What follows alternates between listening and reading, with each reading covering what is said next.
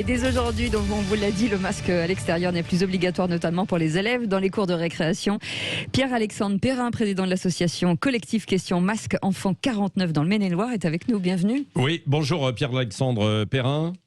Oui, bonjour. Bon, c'est un soulagement pour vous puisque vous militiez justement contre le port du masque chez les enfants, disons entre 6 et 11 ans. Oui, exactement. On milite sur ce sujet-là depuis le mois de novembre, depuis que le masque est obligatoire pour les enfants de 6 à 11 ans à l'école. Et voilà, donc on a appris hier soir effectivement que, a priori, si vous me confirmez l'information, c'est très récent, complètement. que voilà, dans la cour d'école, ils vont enfin pouvoir enlever le masque. Oui. C'est vrai que ça lève quand même une incompréhension qu'on avait depuis notamment la réouverture des terrasses. Enfin, voilà, on comprenait pas pourquoi finalement on pouvait, comme l'a dit Franjo très bien tout à l'heure, et avec beaucoup d'humour, on pouvait en terrasse finalement faire un peu ce qu'on voulait, passer du bon temps, ce qui est une très bonne chose, évidemment. Et puis là, l'annonce hier en début d'après-midi du masque, d'enlever le masque à l'extérieur dans les rues. Et puis par contre, dans les cours d'école, il n'y avait rien du tout, quoi. Donc voilà, ça a été rectifié. On est satisfait de ça.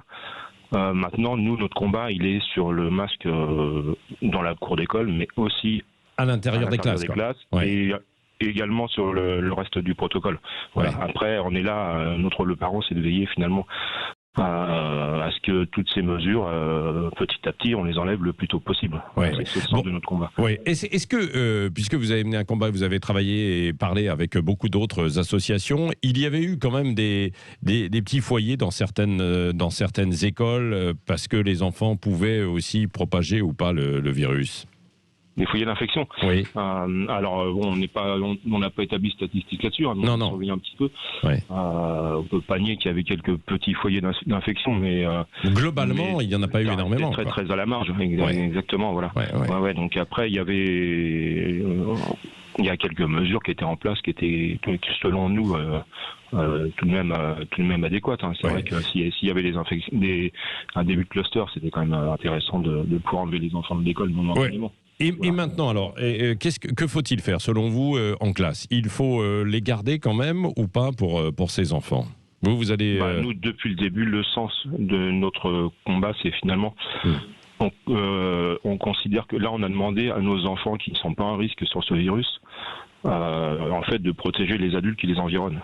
Et voilà. Et nous, on considère que dans une société telle que la nôtre, en fait, on est dans une inversion des valeurs. C'est pas à nos enfants de protéger les adultes, mais bien l'inverse. Donc, voilà, notre rôle en tant que parents, c'est de mettre ça en avant et d'essayer de soulager nos enfants de toutes ces contraintes, et qu'elles soient physiques au travers du protocole, mais aussi psychologiques, parce que c'est un poids aux enfants de leur demander ça. Bon, en tout cas, c'est déjà une première étape. Merci Pierre-Alexandre Perrin, président de ce collectif autour des masques des enfants. Merci d'avoir été avec nous en direct ce matin sur Sud Radio.